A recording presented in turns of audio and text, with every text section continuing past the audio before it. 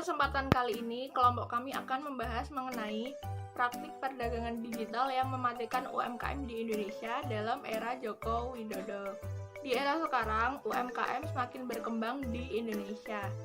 Namun, Presiden Joko Widodo menduga masih adanya praktik perdagangan digital yang tidak adil terhadap usaha mikro, kecil, dan menengah. Presiden menegaskan perdagangan digital seharusnya dapat mendorong perkembangan UMKM terutama saat pandemi COVID-19 seperti ini. Sebenarnya, UMKM Indonesia berpotensi menciptakan produk dengan kualitas ekspor. Dengan bimbingan yang tepat, Jokowi yakin produk UMKM tidak akan kalah dengan produk luar negeri. Tidak hanya ekspor, Kementerian Perdagangan juga harus mempunyai kebijakan dan strategi yang tepat untuk mengembangkan produk nasional di dalam negeri. Presiden mencontohkan produk-produk UMKM harus diberi ruang yang lebih luas untuk menjajakan produknya agar masyarakat tidak hanya tertarik dengan produk luar negeri saja.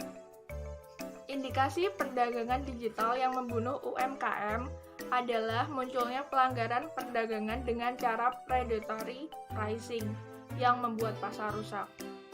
Salah satu potensi besarnya adalah di marketplace ternama. Predatory pricing sendiri adalah salah satu bentuk strategi yang dilakukan oleh pelaku usaha dalam menjual produk dengan harga yang sangat rendah. Tujuan utamanya untuk menyingkirkan pelaku usaha pesaing dari pasar dan mencegah pelaku usaha berpotensi menjadi pesaing untuk masuk ke dalam pasar yang sama. Larangan predatory pricing sudah diatur dalam UU Nomor 5/1999 tentang larangan praktek monopoli dan persaingan usaha tidak sehat. Dalam kesempatan ini, mantan Gubernur DKI Jakarta juga menginstruksikan kepada jajarannya untuk memperluas pasar ekspor. Ia melihat bahwa pangsa pasar ekspor di Indonesia masih sangat terbatas pada negara-negara tertentu. Dan padahal peluang ekspor pada negara-negara lain semakin terbuka lebar. Ia pun berkata bahwa saya minta pasar-pasar non-tradisional harus terus diperluas. Ini bertahun-tahun selalu kita arahnya ke Uni Eropa, Amerika. Jangan terjebak kepada pasar ekspor yang itu-itu saja. Sekarang tunggu pasar-pasar baru yang harus digarap secara serius paparannya. Jokowi juga mencontohkan negara-negara seperti di Afrika, Asia Selatan, dan Eropa Timur merupakan potensi perluasan pangsa pasar ekspor di Indonesia yang harus bagus karena pertumbuhan ekonomi masing-masing negara berada di atas 5%. Maka dari itu, ia menekankan Kementerian Perdagangan untuk segera menyelesaikan perundingan perdagangan dengan negara-negara potensial untuk perluasan pasar ekspor baru. Saya berikan contoh, misalnya dengan negara Australia. Kita sudah punya AI CEPA, lihat peluang-peluang yang ada di sana. Saya kira yang besar peluangnya ada di otomotif. Pelajari betul pasarnya, seperti apa konsumennya seperti apa, informasikan ke tanah air, sehingga kita betul-betul bisa membuka pasar di negara Australia. Dan tentu saja produk-produk UMKM yang lainnya yang memiliki opportunity, memiliki peluang untuk perlu dibantu dan didorong dalam rangka meningkatkan nilai ekspor dan diverifikasi produk ke negara mitra dagang kita. Indonesia dan negara Australia menjalin kemitraan komprehensif dalam bidang perdagangan yang disebut Indonesia-Australian Comprehensive Economic Partnership Agreement atau yang sering disebut AICPA. Menjadi kekuatan industri.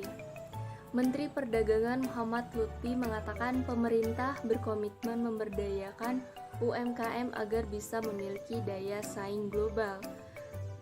Menteri juga mengatakan Indonesia mencatat surplus pada neraca perdagangan sebesar 21,7 miliar dolar pada tahun 2020. Meskipun surplus tersebut dikarenakan oleh nilai impor yang turun, tetapi yang perlu dibanggakan adalah 61,2% dari total ekspor ini berbentuk barang industri primer dan produk manufaktur. Ini menunjukkan transformasi nyata bahwa Indonesia telah menjadi kekuatan industri dan tidak lagi hanya mengekspor barang mentah dan barang setengah jadi.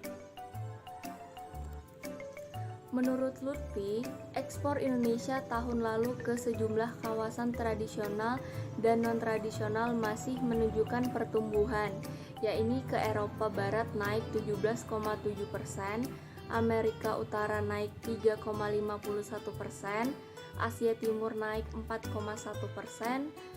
Eropa Timur naik 9,99%, dan Afrika Timur naik 8,9%.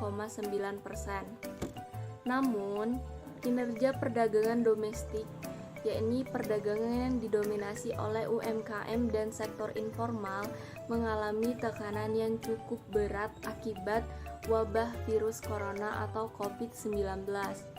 Hal ini menurut Lutfi tercermin dari Real Sales Index atau RSI pada Desember 2020 yang hanya mencapai 190,1 atau terkoreksi 19,2% dibandingkan dengan tahun sebelumnya.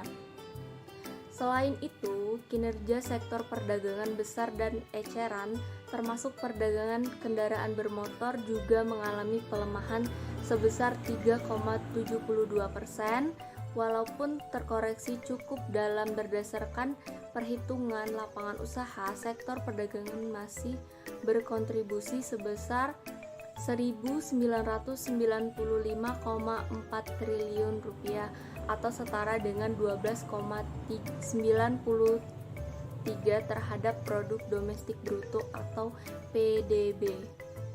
Sementara itu, berdasarkan pendekatan pengeluaran nilai total barang dan jasa yang diperdagangkan yang dicerminkan oleh nilai konsumsi masyarakat dalam negeri, memberi kontribusi sebesar 58,97% dalam pendapatan nasional, ditambah dengan kontribusi ekspor barang dan jasa sebesar 17,17%, disertai dengan impor sebesar 16,2%, papar Menteri Perdagangan Muhammad Lutfi. Menyikapi berbagai dinamika tersebut, pihaknya mempunyai 3 strategi untuk lebih memperkuat kinerja di sektor perdagangan. Pertama, dengan menjaga pasokan dan stabilitas harga untuk kebutuhan pokok dan penguatan pasar dalam negeri, terutama memasuki bulan Ramadan dan Idul Fitri 2021, dan menjaga stabilitas inflasi perdagangan. Kedua, meningkatkan ekspor non-migas dan terus membuka akses pasar non-tradisional.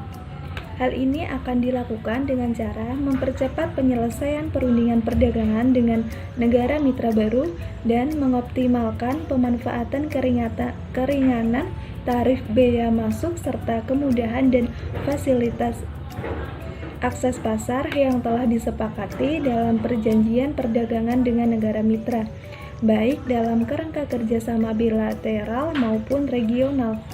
Ketiga, membantu serta memperkuat UMKM untuk bisa bersaing di pasar ekspor. Upaya ini dapat berbentuk pemberian fasilitas pelatihan ekspor, pelatihan sertifikasi mutu produk, desain pengemasan produk, hingga kesempatan untuk mengikuti promosi ekspor di tingkat internasional.